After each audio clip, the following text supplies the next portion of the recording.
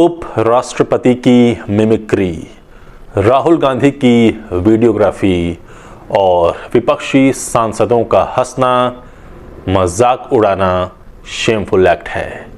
यह उप राष्ट्रपति का नहीं, भारत की महान संवैधानिक परंपरा का अपमान है। नमस्कार, आजाद सिपाही के विशेष में आपका स्वागत है। मैं हूं राकेश सिंह।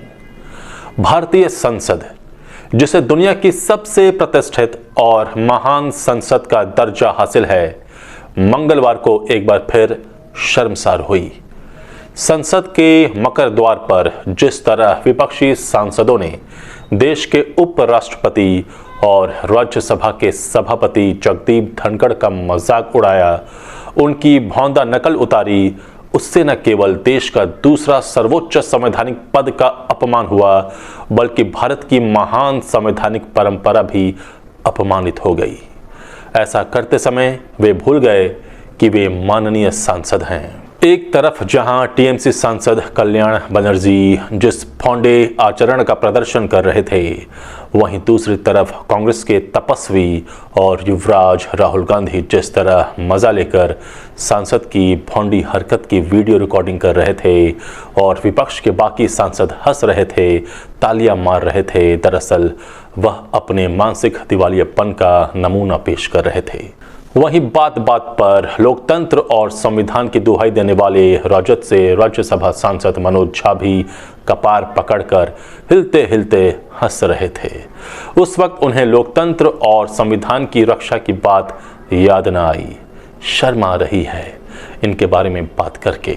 इन सांसदों का आचरण देखकर कहीं से ऐसा नहीं लग रहा था कि ये देश के नीति निर्धारक हैं और देश चलाना चाहते हैं। दरअसल विपक्ष के पास मोदी का काट नहीं बचा, अब उसके पास स्टैंड अप कॉमेडी का ही काम बचा है, जिसे वह बखूबी कर रहा है। जिस तरह से कांग्रेस का हिंदी पट्टी राज्यों से सफाया हो रहा है, जिसमें अहम योगदान राहुल गांधी का माना जा रहा है, इधर राहुल गांधी की वीडियोग्राफी को लेकर जाट नाराज हो गए हैं। लोकसभा चुनाव के 4-5 माह बाद ही हरियाणा में विधानसभा चुनाव है। मौजूदा राजनीतिक परिस्थितियों में वहां पर कांग्रेस पार्टी मजबूत स्थिति में बताई जाती है। जाट समुदाय से आने वाले पूर्व मुख्यमंत्री भूपेंद्र सिंह हुड्डा सत्ता वापसी के लिए दिन रात एक किए हुए हैं। ऐसे में अब उप राष्ट्रपति धनखड़ की मिमिक्री और राहुल गांधी द्वारा उसका वीडियो बनाना, इन सब बातों ने जाट समुदाय को नाराज कर दिया। मतलब फिर से किए कराए पर पानी फेरने का काम हो गया है। विपक्ष का यह आचरण न केवल अनुचित और गलत है, बल्कि इसकी जितनी भी भर्त्सना की जाए कम है। देश की राष्ट्रपति और प्रधानमंत्री तक ने इस घटना पर दुख जताया है। विपक्षी सांसदों का यह आचरण भारत की महान संसदीय परंपरा का वह काला अध्याय बन चुका है जिसे कोई याद नहीं रखना चाहेगा। ये भी तय है कि बदनामी के इस कलंक को भारत की 140 करोड़ की जनता कभी भूल नहीं सकेगी।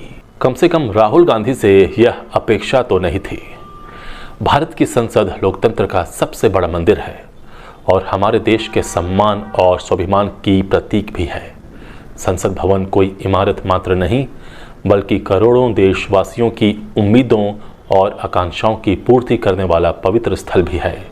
संसद से हर भारतीय गहरा भावनात्मक लगाव रखता है, लेकिन जिस तरह से संसद के कुछ सदस्य ही संसद की मर्यादा और सम्मान को ठेस पहुंचा रहे हैं, वह सचमुच आहत करने वाला है। देखा जाए तो विपक्ष के बड़े नेता विदेशी धरती पर जाकर तो भारतीय लोकतंत्र का मजाक उड़ाते ही हैं, अब उन्होंने देश में भी संसदीय लोकतंत्र का उपहास उड़ाना शुरू कर दिया है। अमर्यादित आचरण के चलते सदन से निलंबित किए गए विपक्षी सांसदों ने मंगलवार को सदन को संविधान की कब्रगाह बताते हुए इसकी तुलना उत्तर कोरियाई सदन से कर भारतीय का दिल दुखाया है। शिरोमणि अकाली दल के नेता और सांसद हरसिमरत कौर बादल को संसद संविधान की कब्रगाह नजर आई, तो दूसरी ओर तमाम तरह के आर्थिक अपराधों के आरोपों से घिरे कांग्रेस नेता और सांसद कार्ति चिदंबरम ने दावा कर दिया कि संसद जल्द ही उत्तर कोरियाई सदन की तरह हो जाएगी। कार्ति चिदंबरम ने कहा कि हम उत्तर कोरियाई सदन की तरह बनने वाले हैं और केवल एक चीज़ की कमी है कि जब प्रधानमंत्री सदन के अंदर जाएं तो सब साथ मिलकर तालियां बजाएं। कार्ति चिदंबरम ने कहा कि यह एक सांकेतिक सदन बनने वाला है। मामला यही नहीं रुका तो एक बात थी, विपक्षी सांसदों ने संवैधानिक मर्यादा की सारी सीमाएं ही नहीं तोड़ी, उन्होंने संविधान पद का मजाक भी उड़ाया।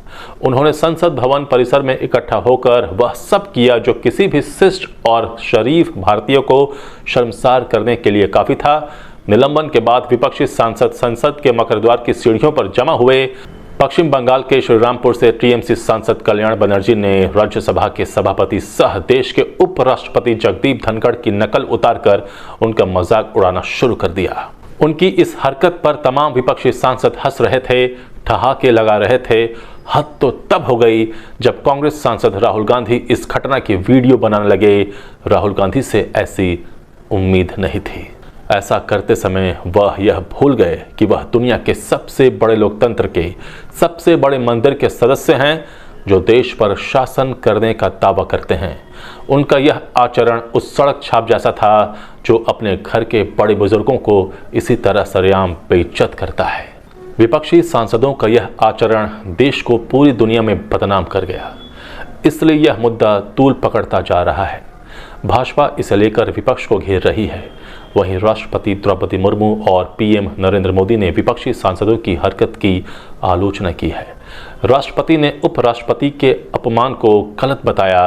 प्रधानमंत्री नरेंद्र मोदी ने इसी मुद्दे पर उपराष्ट्रपति धनखड़ को फोन किया और विपक्षी सांसदों की हरकत को लेकर दुख जताया। इसके अलावा राज्यसभा के सभापति जगदीप धनखड़ ने मंगलवार को यह भी कहा था कि यह एक किसान और एक समुदाय का अपमान मात्र नहीं है, यह राज्यसभा के सभापति के पद का निरादर है।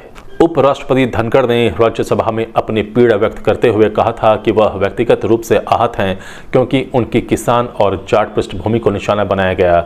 उन्होंने कहा था, कल्पना कीजिए कि मेरे दिल पर क्या गुजर रही होगी जब आपके वरिष्ठ नेता ने एक संसद सदस्य द्वारा सभापति का मजाक उड़ाए जाने की वीडियोग्राफी की।